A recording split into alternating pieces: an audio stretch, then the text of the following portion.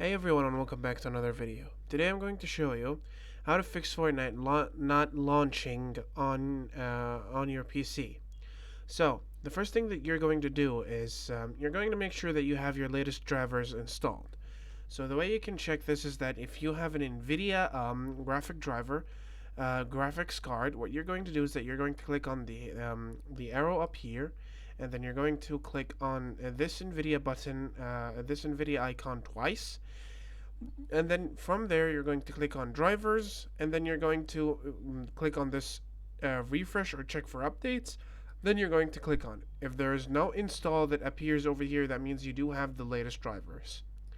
You could also check this by going onto the searching for device manager, and then going on to your display adapters, and then you click on the graphics card that you're using, right click, update driver, and search automatically for drivers. Now, if this does not work, what you could do is that you could launch Epic Games, and then once you launch Epic Games, you're going to navigate to your library, and from your library, you're going to scroll down until you see Fortnite. Then you're going to click on the three dots, and then you're going to click on Manage. Then you're going to click on Verify. This is going to start verifying the integrity of the game. All the files that you installed, it's going to start making sure that all the files are there. There are no corrupted files. Everything is where it should be. And after the verifying finishes, if something starts to download, most probably it's going to be a very small size, like megabytes.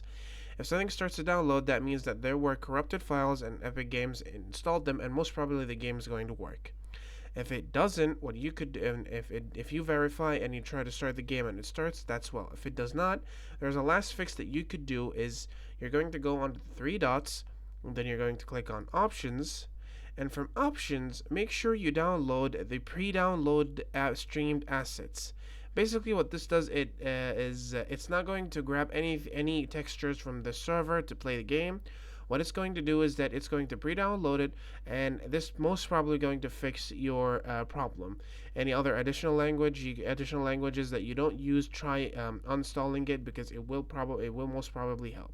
So yeah, guys, that was it. Thank you so much for watching. Don't forget to like and subscribe, and I'll see you later.